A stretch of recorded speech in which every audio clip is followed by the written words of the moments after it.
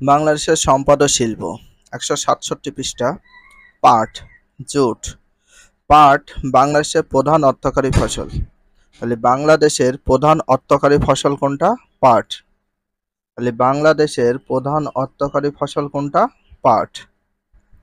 বাংলাদেশে সাধারণত দুই প্রকার পাট চাষ হয়। তাহলে বাংলাদেশে সাধারণত কয় প্রকার পাট চাষ হয়? দুই প্রকার পাট চাষ হয়। এটা ভেরি ভেরি ইম্পর্টেন্স।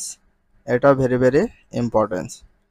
দেশি ও তুষা পাট। তাহলে বাংলাদেশে দুই ধরনের পাট চাষ হয়, একটা হচ্ছে দেশি পাট আর একটা হচ্ছে তুষা পাট।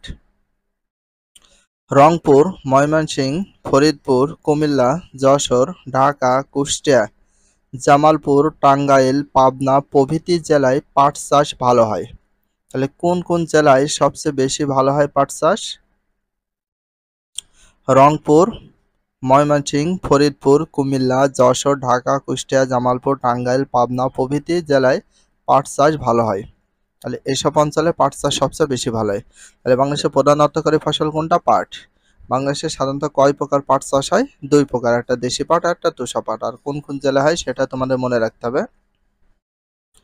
পাট উষ্ণ অঞ্চলের ফসল। তাহলে উষ্ণ অঞ্চলের ফসল বলা হয় কোনটাকে? পাটকে। তাহলে উষ্ণ অঞ্চলের ফসল বলা হয় কোনটাকে? পাটকে। পাট চাষের জন্য অধিক তাপমাত্রা মানে ২০ ডিগ্রি থেকে ৩৫ ডিগ্রি সেলসিয়াস, প্রচুর বৃষ্টিপাতের ১৫০ থেকে ২৫০ সেন্টিমিটার প্রয়োজন হয়। তাহলে পাট চাষের জন্য অধিক তাপমাত্রা কত? পাট চাষের জন্য অধিক তাপমাত্রা কত লাগে? ২০ থেকে ৩৫ ডিগ্রি সেলসিয়াস। তাহলে পাট চাষের জন্য কত ডিগ্রি তাপমাত্রা লাগে? ২০ থেকে ৩৫ ডিগ্রি সেলসিয়াস। আর প্রচুর বৃষ্টিপাতের ১৫০ থেকে ২৫০ সেন্টিমিটার প্রয়োজন হয়। নদীর অববাহিকায় পলিযুক্ত দোআঁশ মাটি পাট চাষের জন্য বিশেষ নদীর অববাহিকায় পলিযুক্ত দোআঁশ মাটি পাট চাষের জন্য বিশেষ সহায়ক। তাহলে পাট চাষের জন্য সবচেয়ে উপযুক্ত কি? পলিযুক্ত দোআঁশ মাটি। কোন যুক্ত? পলিযুক্ত দোআঁশ মাটি। পাট চাষের জন্য উপযোগী অবস্থা। এখানে যেসব ফসল উৎপাদন করা হয় সেই বিষয়ে এখানে আলোচনা করেছে। বাংলাদেশে পাট, চা, ইক্ষু এই বিষয় চিত্র রয়েছে 11.2 বাংলাদেশে পাট, চা, ইক্ষু উৎপাদন করে অঞ্চলসমূহ।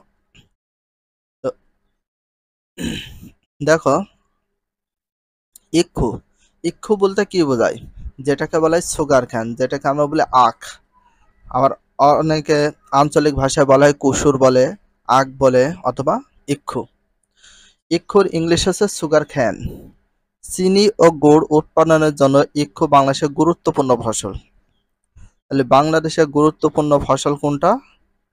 ইক্ষু। তাহলে চিনি আর গুড় উৎপাদনের জন্য বাংলাদেশের গুরুত্বপূর্ণ ফসল কোনটা? ইক্ষু বা আখ। ইক্ষু চাষের জন্য সমতল ভূমি প্রয়োজন। তাহলে ইক্ষু চাষের জন্য কেমন ভূমি প্রয়োজন? সমতল ভূমি প্রয়োজন। আর সমতল ভূমি প্রয়োজন কি চাষের জন্য? ইক্ষু চাষের জন্য। রাজশাহী, রংপুর, দিনাজপুর। রাজশাহী, রংপুর, দিনাজপুর, পাবনা, কুষ্টিয়া, ফরিদপুর, ঢাকা, যশোর, ময়মনসিংহ ইক্ষু চাষের প্রধান অঞ্চল। তাহলে ইক্ষু চাষের প্রধান অঞ্চলগুলো কি কি? এগুলো মনে রাখতে হবে। তার ভিতর আছে রাজশাহী আছে, রংপুর, দিনাজপুর, পাবনা, কুষ্টিয়া, ফরিদপুর, ঢাকা, যশোর, ময়মনসিংহ। এই কয়টা জেলা ইক্ষু চাষের জন্য বা এই কয়টা অঞ্চল খুবই উপযোগী এবং সেটা হচ্ছে প্রধান ইক্ষু চাষের জন্য প্রধান অঞ্চল এইগুলো। চিত্রে 11.2। তো অবশ্যই যেগুলো দায়িকা দিচ্ছি ভালো করে আন্ডারলাইন করে রাখতে পারো এবং তার সাথে মেমোরাইজ করে ফেলতে পারো। এটা কিন্তু ভেরি ভেরি ইম্পর্টেন্স। আর ইক্ষু চাষের উপযোগী অবস্থাটা কেমন দেখো। ইক্ষু উৎপাদনের জন্য 19 থেকে 30 ডিগ্রি সেলসিয়াস তাপমাত্রা হলে এনাফ। আর কমপক্ষে 150 সেন্টিমিটার মানে 150 সেন্টিমিটার বৃষ্টিপাতের প্রয়োজন হয়। বেলে দোআঁশ বা কর্দমময় দোআঁশ মাটিতে ইক্ষু চাষ ভালো হয়। তাহলে কোন জমিতে বা কোন মাটিতে ইক্ষু চাষ ভালো হয়? বেলে দোআঁশ বা কর্দময় দোআঁশ। বেলে দোআঁশ বা কর্দমময় দোআঁশ মাটিতে ইক্ষু চাষের জন্য ভালো। চা, টি। বাংলাদেশের অর্থকরী ফসলের মধ্যে চা অন্যতম। তাহলে বাংলাদেশের অর্থকরী ফসলের মধ্যে অন্যতম কোনটা? চা। তাহলে বাংলাদেশের অর্থকরী ফসলের মধ্যে অন্যতম কোনটা? চা। তাহলে বাংলাদেশের অর্থকরী ফসলের মধ্যে অন্যতম কোনটা? চা। চা হচ্ছে বাংলাদেশের অর্থকরী ফসলের মধ্যে অন্যতম। দেশে উৎপাদিত চায়ের প্রায় বেশিরভাগ বিদেশি রপ্তানি হয়। তাহলে দেশে উৎপাদিত চায়ের প্রায় বেশিরভাগ বিদেশি রপ্তানি হয়। কোন দেশে রপ্তানি হয়? বিদেশি। দেশে উৎপাদিত চায়ের বেশিরভাগই বিদেশি রপ্তানি হয়। তাহলে বাংলাদেশে উৎপাদিত চায়ের বেশিরভাগ কোথায় রপ্তানি করা হয়? বিদেশে রপ্তানি করা হয় সবচেয়ে বেশি। পানি নিষ্কাশন বিশিষ্ট ঢালু জমিতে চা ভালো হয়। সবচেয়ে কোন জমিতে চা ভালো হয়? ঢালু জমিতে। কোন জমিতে চা সবচেয়ে বেশি ভালো হয়? ঢালু জমিতে। কারণ তোমরা দেখেছো পাহাড়ি অঞ্চলে চার পরিমাণ সবচেয়ে বেশি, যেটা আমরা সিলেটে জানি ঢালু জমিতে তৈরি হয়। মৌলভীবাজার, হবিগঞ্জ, সিলেটের সবচেয়ে বেশি চা বাগান রয়েছে। তাহলে সবচেয়ে বেশি চা বাগান রয়েছে কোথায়? সিলেটে। শুধু মৌলভীবাজার আছে, সবচেয়ে বেশি চা বাগান আছে মৌলভীবাজার, হবিগঞ্জ এবং সিলেটে। মৌলভীবাজার, হবিগঞ্জ, সিলেটে সবচেয়ে বেশি চা বাগান রয়েছে। তাহলে এখানে একটা প্রশ্ন, সবচেয়ে বেশি চা বাগান রয়েছে কোথায়? মৌলভীবাজার, হবিগঞ্জ, সিলেট। এই কয়টা অঞ্চলে সবচেয়ে বেশি চা বাগান রয়েছে। Very very importance. এছাড়া চট্টগ্রাম, রাঙ্গামাটি, খাগড়াছড়ি, বান্দরবন, ঠাকুরগাঁও, পঞ্চগড় চা চাষ হচ্ছে। চা চাষের জন্য উষ্ণ আর্দ্র জলবায়ু প্রয়োজন। তাহলে চা চাষের জন্য কেমন জলবায়ু প্রয়োজন? উষ্ণ ও আর্দ্র। গরম হতে হবে এবং ভেজাও থাকতে হবে। তাহলে উষ্ণ আর্দ্র জলবায়ু প্রয়োজন। উষ্ণ ও আর্দ্র জলবায়ু প্রয়োজন কি চাষের জন্য? চা চাষের জন্য। কি চাষের জন্য? চা চাষের জন্য। 16 থেকে 17 ডিগ্রি সেলসিয়াস তাপমাত্রা হলে হবে। তাপমাত্রা পরিমাণ 16 থেকে 17 ডিগ্রি সেলসিয়াস হলে হয়। আর 250 সেন্টিমিটারের পরিমাণটা কি? বৃষ্টিপাত হলেই প্রয়োজন হবে। উর্বর লৌহ বা জৈব পদার্থ মিশ্রিত দোআঁশ মাটিতে চা চাষ ভালো হয়। উর্বর লৌহ অথবা জৈব পদার্থ মিশ্রিত দোআঁশ মাটিতে। উর্বর লৌহ জৈব পদার্থ মিশ্রিত দোআঁশ মাটিতে চা চাষ সবচেয়ে বেশি ভালো হয়। চা চাষের উপযোগী অবস্থাটা দেখতে পেলে, কৃষি ফসলের প্রাকৃতিক নিয়ামক ছাড়াও মূলধন, শ্রমিক, পরিবহন, বাজার প্রভৃতি নিয়ামকের সম্প্রসারণ উৎপাদনের উপর প্রভাব ফেলে। সরকারি সহযোগিতা ও প্রাকৃতিক পরিবেশের সমন্বয়ে, মানে সরকারি সহযোগিতা নিতে হবে, প্রাকৃতিক পরিবেশের সমন্বয়, মানে একসঙ্গে কৃষির সম্প্রসারণ সম্ভব। শস্য বহুমুখীকরণ, ক্রপস ডাইভার্সিফিকেশন।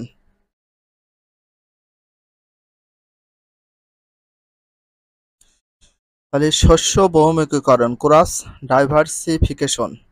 বাট এই শস্য বহুমুখীকরণ বিশাল আকারে ইম্পর্টেন্স। এখান থেকে প্রতিবার ম্যাক্সিমাম কোশ্চেন দিয়ে থাকে, বাট এই বিষয়টা একটু ভালো করে ক্লিয়ার হয়ে যাও। শস্য বহুমুখীকরণটা কি? বাংলাদেশের শীতকাল প্রধানত রবি শস্য চাষের জন্য উপযোগী। তাহলে বাংলাদেশ রবি শস্য চাষের জন্য উপযোগী কোনটা? শীতকাল। আর বাংলাদেশের শীতকাল প্রধানত কোন ফসল চাষের জন্য উপযোগী? রবি শস্য। কোন শস্য? রবি শস্য। Very very importance. এক্ষেত্রে বিভিন্ন অঞ্চলে প্রায় একই ধরনের শস্য চাষ করা হয়। এর ফলে যেমন কৃষক শস্যের মূল্য কম পায়। জমিতে একই শস্য চাষ মাটির পুষ্টিকে ক্ষতিগ্রস্ত করে।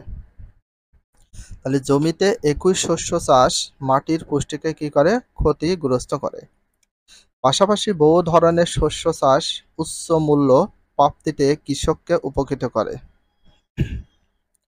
বিভিন্ন শস্য গাছের অংশ নানা ধরনের জৈব মাটিতে যোগ করে মাটির পুষ্টি ঘাটতি রোধ হয়। ফলে অত্যাধিক সার ব্যবহার করতে হয় না। এভাবে কৃষক বহুমুখী শস্য চাষ করে নিজে এবং পরিবেশকে উপকৃত করতে পারে। বাংলাদেশের বনাঞ্চল, ফরেস্ট অফ বাংলাদেশ। তো অনেকে বলে যে ভাই যে 2023 সালের বই, এটা কি হবে? এটা কোনো মূল বিষয় না, কারণ 2012 সাল থেকে শুরু করে 25 সাল পর্যন্ত একই ধরনের বই তোমাদের দিয়েছে।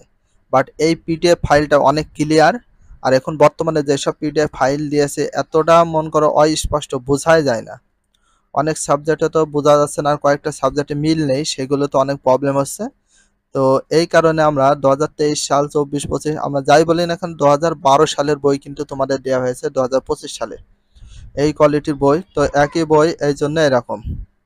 বাংলাদেশের বনাঞ্চল, ফরেস্ট অফ বাংলাদেশ। বনভূমি থেকে যে সম্পদ উৎপাদিত হয় বা পাওয়া যায় তাকে বনজ সম্পদ বলে। তাহলে বনভূমি থেকে যে সম্পদ উৎপাদিত হয় বা পাওয়া যায় তাকে কি বলে? বনজ সম্পদ। তাহলে বনভূমি থেকে যে সম্পদ উৎপাদিত হয় বা পাওয়া যায় তাকে কি বলে? বনজ সম্পদ। তাকে কি বলা হয়? বনজ সম্পদ। তাহলে বনভূমি থেকে যে সম্পদ উৎপাদিত হয় তাকে কি বলে? বনজ সম্পদ। Very very important. আবার বনজ সম্পদ কাকে বলে? এটা কোনো দেশের পারস্পরিক ভারসাম্য এবং অর্থনৈতিক উন্নয়নের জন্য মোট ভূমির 25 ভাগ বনভূমি থেকে আসে। ভারসাম্য এবং অর্থনৈতিক উন্নয়নের জন্য মোট ভূমির কত ভাগ বনভূমি থাকা প্রয়োজন? 25 ভাগ বনভূমি থাকা প্রয়োজন। সেটা আমরা সকলেই জানি 25 ভাগ বনভূমি থাকতে হবে। কিন্তু বাংলাদেশ বন অধিদপ্তর কর্তৃক 2017 অনুসারে হিসাব অনুযায়ী ডিসেম্বর 2016 পর্যন্ত বাংলাদেশের মোট বনভূমির পরিমাণ শতকরা প্রায় 17.4791 ভাগ ছিল। মানে এখানে বলা হয়েছে কিন্তু বাংলাদেশ বন অধিদপ্তর কর্তৃক 2017 সালের হিসাব অনুযায়ী ডিসেম্বর 2016 সাল পর্যন্ত বাংলাদেশের মোট বনভূমির পরিমাণ শতকরা ছিল 17% বা 17.4791 ভাগ। জলবায়ু মাটির গুণাগুণের তারতম্যের কারণে বাংলাদেশের বনভূমিকে 3টি শ্রেণীতে বিভক্ত করা যায়। জলবায়ু ও মাটির গুণাগুণের তারতম্যের কারণে বাংলাদেশের বনভূমিকে কয়টি শ্রেণীতে বিভক্ত করা যায়? 3টি শ্রেণীতে বিভক্ত করা যায়। কয়টি শ্রেণীতে বিভক্ত করা যায়? 3টি শ্রেণীতে বিভক্ত করা যায়। তাহলে জলবায়ু ও মাটির গুণাগুণের তারতম্য কারণে বাংলাদেশের বনভূমিকে কয়টি শ্রেণীতে বিভক্ত করা যায়? 3টি শ্রেণীতে বিভক্ত করা যায়। কয়টি শ্রেণী? 3টি শ্রেণীতে বিভক্ত করা যায়। ভিডিওটি এখানে শেষ করছি। যদি ভিডিওটি ভালো লাগে চ্যানেলে সাবস্ক্রাইব পেজ হলে ফলো করে দিও, তার সাথে একটা লাইক এবং একটা কমেন্ট করে দিও। নেক্সট ভিডিও পাওয়ার জন্য অবশ্যই বেল আইকনটা অল করে রাখো, যাতে নিউ ভিডিও আপলোডের সাথে সাথে সর্বপ্রথম তোমাদের কাছে নোটিফিকেশনটা পৌঁছে যায়। If you love this video please subscribe my channel, like, comment, share, hit the bell icon for getting next video. So everyone take care, love you, আল্লাহ হাফেজ, বাই বাই।